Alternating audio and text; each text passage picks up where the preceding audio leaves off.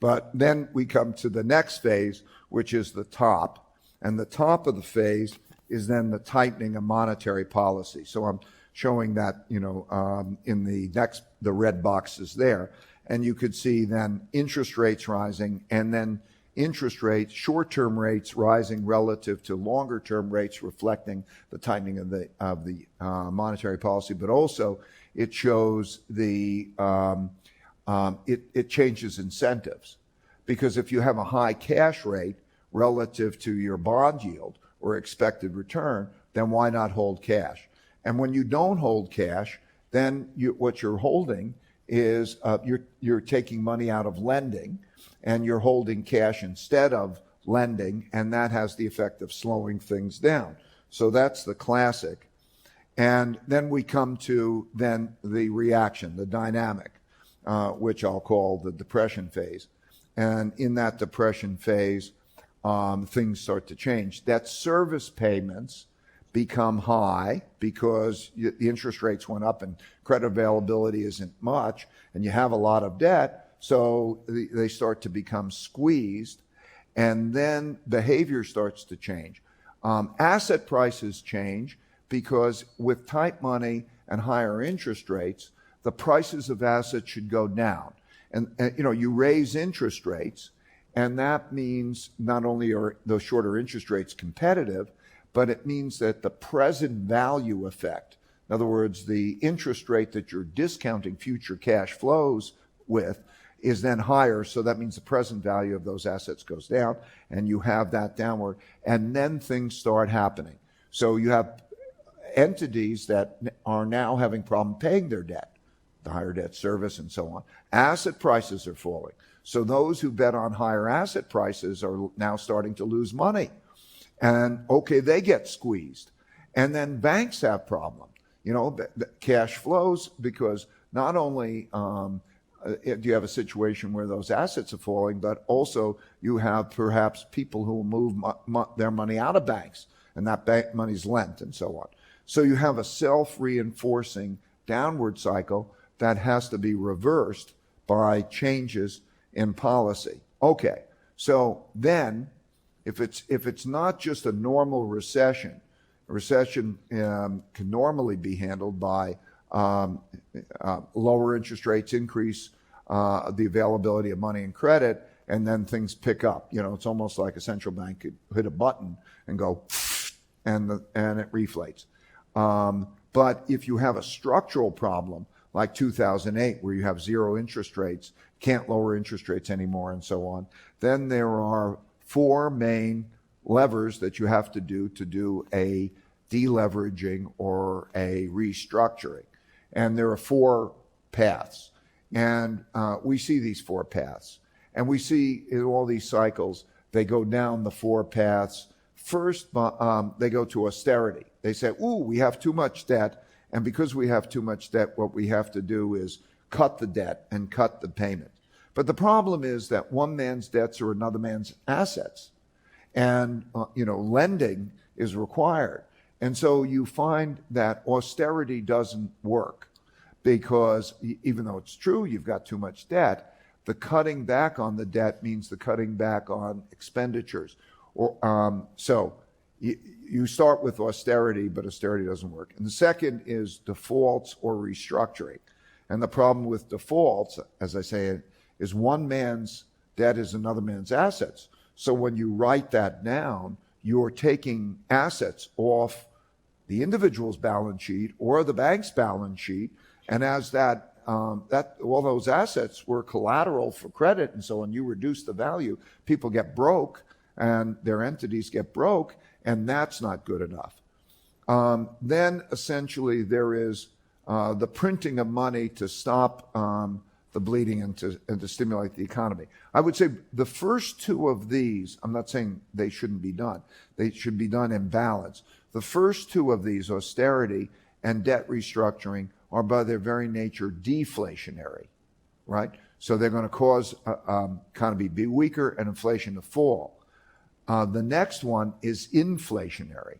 In other words, when I say printing of money, taking onto the balance sheet of the central bank those purchases and going out there and making the purchases of assets. They may be targeted. They may be achieved through guarantees, like in the last 2008 financial crisis, where we went to things like, do you guarantee money market funds? Do you guarantee General Electric's commercial paper? These types of guarantees, or actually printing of money. It could be a guarantee can work just as well as a actual purchase. But I mean, purchase is the Fed or the central bank buys that financial asset, buys a particular financial asset. But in any case, what they do is they do print that money. They go buy financial assets and they take them onto their balance sheet, and then they start to control it well. And if that's done well in a way where it's done in balance with the austerity and the debt restructuring, then you have a process in which you can restructure the debt and then begin again. And so those are the three. Or there's, of course, redistributing the wealth, because redistributing the wealth can have an effect that if the debtor is in a bind and you get money from someone else and you help them make the payments, that's a possibility. That's a possibility too. So a beautiful deleveraging is when that's done very well. Okay, I want to distinguish then between inflationary depressions and related to currency crises, because I think there are deflationary depressions and there are inflationary depressions. And again, the big thing is what's your debt denominated in, because that gives you the flexibility if you have the printing presses. So countries with the worst debt problems, a lot of debt denominated in a foreign currency, and a high dependence on foreign capital typically have significant currency weaknesses. The currency weaknesses is what causes their inflation and has a capital flow, because they don't have the ability to exercise the beautiful deleveraging in the way that I described. And so when I look at it and I'm saying, okay, how's this debt crisis going to play out? I have my checklist here and saying, does this apply? Do these things apply? And then if these things apply, then I think it's more likely to be an inflationary contraction. And so here they are. They don't have a reserve currency. They have low foreign exchange reserves. They have a large foreign debt. They have a large and increasing budget and or current account deficit. They keep the deficits, and they have to monetize that. They have negative real rates. Interest rates are low in relationship to inflation. So what they're trying to do is take that which is their domestic debt, and they're trying to monetize it. And then they have a history of high inflation and negative total returns for their currency, because that's the way they run their monetary policies. So now I want to bring you up to speed in this and just show you again some of the parallels.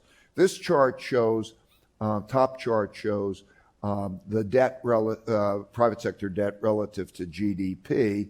And so there you go. And that goes back to 1900. And then below that, I show both interest rates and the central bank's printing of money. So what you see is 1928, 29, classic high debt. You see the blue line, interest rates hit zero. You see the red line shows central bank prints money and buys financial assets. And so you could see that that also happened in 2008 and 9, a high debt burden. You go down, the blue line hits zero, and then the large printing of financial assets. And you can see that that's the only two times that that's happened in that century, because it is the same dynamic which reflects being late in the long-term debt cycle. The absence of the ability of monetary policy to operate in the same way. I say there are three types of monetary policy, what I call monetary policy 1, 2, and 3. Monetary policy 1 is largely interest rates. Monetary policy 2 is largely print money and buy financial assets. That becomes less and less effective. And then you get into what we call a liquidity trap, which is that you buy the financial assets, and that's great for all the people who have the financial assets, except they're all competing for financial assets, and as a result, now all those financial assets will have low returns, but they don't stimulate the economy in the same way. And so you have what's called the liquidity trap, and that means that you have to have in some manner a coordination between fiscal and monetary policy to be able to shift. By far the best investment you can make is in yourself. If you invest in yourself, nobody can take it away from you.